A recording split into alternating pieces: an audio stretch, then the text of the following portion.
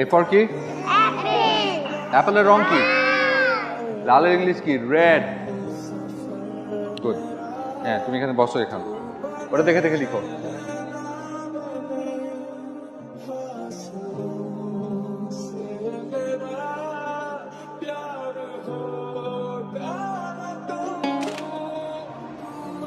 এই যে excuse me, আপনি ফটো কেন তুলছেন? কেন ফটো তুলে কোনো প্রবলেম? আরে আপনি পারমিশন ছাড়া ফটো তুলবেন কেন? শাহরুখ খান আসছে, ফটো তুলতে পারমিশন লাগবে? এক্সকিউজ মি, আমি শাহরুখ খান না, তা বলে গাছ লতা পাতা ফুল পাখিও না যে আপনার মন চাইলো আপনি ছবি তুলে ফেললেন। দেখেন, আপনি ভালো একটা কাজ করছিলেন, আপনাকে দেখে আমার একটা ভালো মানুষ মনে হয়েছিল, তাই আমি ছবি তুলেছি। বাট এখন তো মনে হচ্ছে আপনি প্রচন্ড ঘাটতেরা বেয়াদব একটা মানুষ। শুনুন, আপনার মনে হতো না আমার কিছু যায় আসে আপনার কাছে, আপনি প্লিজ ছবিগুলো আপলোড করবেন না। কেমন যেন একটা লোক দেখানো ব্যাপার মনে হয়। আমি ওদের পাশে আছি সত্যি পাশে থাকার জন্য, লোক দেখানোর জন্য।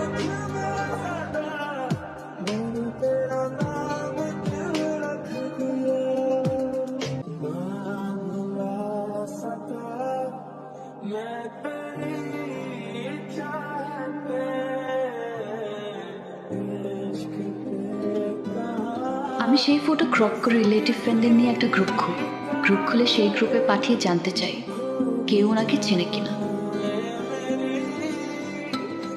দুদিন পর আমার এক ফ্রেন্ড জানালো খান সাহেবের আসল নাম ফারহান, উনি তার কাজিনের।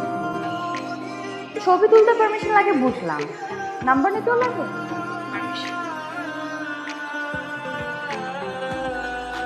আপনি আপনি নাম্বার পেয়েছেন কোথায়? পেয়েছি কোনো একভাবে। আপনি কিন্তু ডেঞ্জারাস। আমি আসলে সরি বলার জন্য এসেছি। আমার আসলে সেদিন আপনার সাথে ওরকম ব্যবহার করা উচিত না।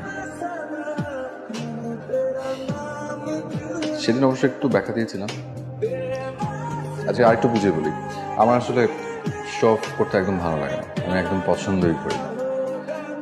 আজকালকার বেশিরভাগ মানুষ দেখা যায় যে কারোর জন্য কোনো কিছু করার থেকে না দেখানোর টেন্ডেন্সি তাদের মধ্যে বেশি থাকে। দেখানোর চান্স পেলেই ফেসবুকে ফলো করে ছবি পোস্ট করবে, জার্নালিস্ট ফ্রেন্ডদেরকে ফোন করে নিউজ করানোর চেষ্টা করবে। আর টেলিভিশন চ্যানেলে কেউ যদি পরিচিত থাকে তাহলে টিভি ক্যামেরা নিয়ে আসতে হবে। আমি যা করি নিজের মন থেকে, অনুভূতি থেকে, ভালোবাসার জায়গা থেকে করি। তো আমার আগে যখন তুমি ঘুমায় পড়ো তোমার কিন্তু খবর আছে। কয়টার খবর? 11:40 খবর। ঠিক আছে। সুতরাং একটা গল্প বলি। আমার একটা ফ্রেন্ড ছিল, বুঝছো? ও একদিন একটা শপিং মলে যায়, লাইক অনেক কেনাকাটা করে। কেনাকাটা আমার উপর রাত, আমি কিছু করেছি নিশ্চয়ই, কিছু তোমাকে বলেছে, তুমি হার্ট হয়েছে, তাই তো? আমি সরাসরি বলি, কি বলবো? আমার একটা পুরনো বান্ধবী ছিল, আমরা এরপর থেকে রেগুলার কথা বলা শুরু করি, ফোনে, অনলাইনে, রাইট টাইম। তোমাকে সত্যিটা বলে দেবো, আমার আসলে দেহটা এখানে পড়ে আছে, আমার মনটা আসলে ওখানে। লাস্ট কটা দিন ধরে ওকে আমি এত মিস করছি যে আমি ভিসা টিকিট সব কিছু রেডি করে ফেলছি, কিছুদিনের মধ্যে আমি ওখানে যাবো ওকে দেখ। আমি আসলে সরি, রিয়েলি সরি।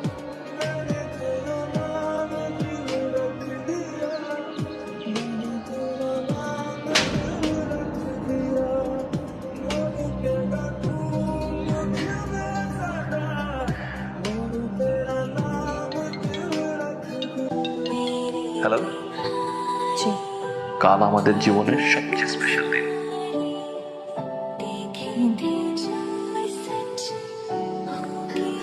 বলছে এত মাস ধরে আমাকে কষ্ট দিয়েছে, সব ছুড়ে আসে ফেরত দিব ওকে।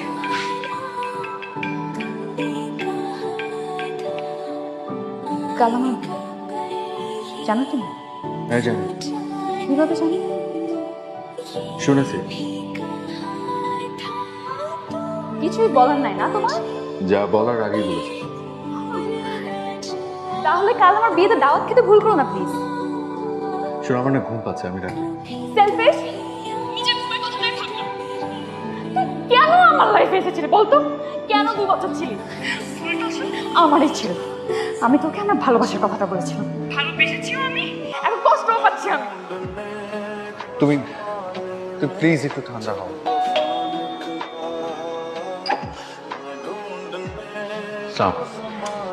ওয়ালাইকুম আসসালাম। তুমি? জি আন্টি, আমি ফারহান। ও ফারহান, নীরা তোমার কথা অনেক বলেছে। আসো আসো। কিন্তু নীরা তো বাসায় নেই। নীরা বাসায় নেই বলে আমি এসেছি।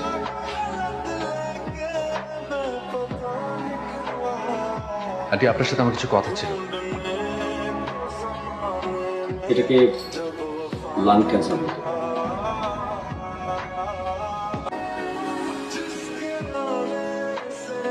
জি ডক্টর সাহেব কি বলছেন?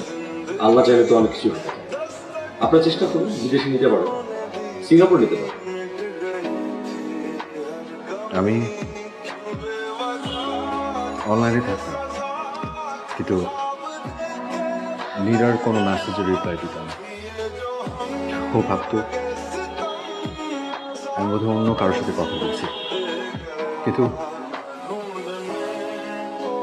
ওই সময় অনলাইনে আমি আসলে দেখতাম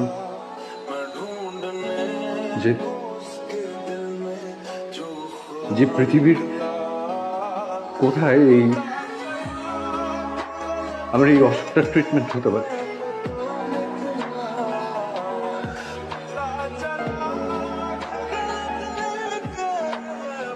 আমি এত তাড়াতাড়ি নীরাকে ছেড়ে চলে আসতে চাই না। আমাকে কোনো জিনিসে ভুলতে পারবে না। সারাটা জীবন আমাকে মিস করবে, কষ্ট পাবে।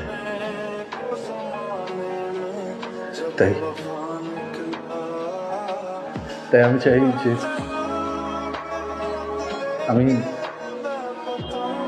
আমি চলে যাওয়ার আগে ও আমাকে ভুলে যাক, সারাটা জীবন ভালো থাকে। Please aunty. আমি তোমাকে কি বলবো, কিচ্ছু বুঝতে পারছি না।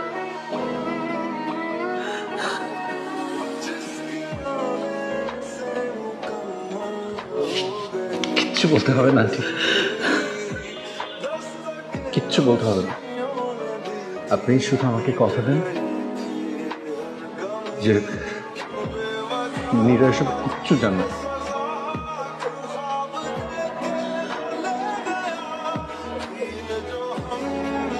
আমি ট্রিটমেন্টের জন্য দেশের বাইরে যাব, কিন্তু আমি জানি আমি ফিরব না। আন্টি, আমার হাতে খুব বড় জোর 10-11 মাস সময় আছে। আপনি যত তাড়াতাড়ি পারেন খুব ভালো দেখে কারোর সাথে একটা বিয়ের ব্যবস্থা করেন নীরা। আমি চাই আমি চলে যেতে যেতে ও যেন অন্য কারোর সাথে অভ্যস্ত হয়ে ওঠে। আমি চলে যাওয়ার আগে যেন ও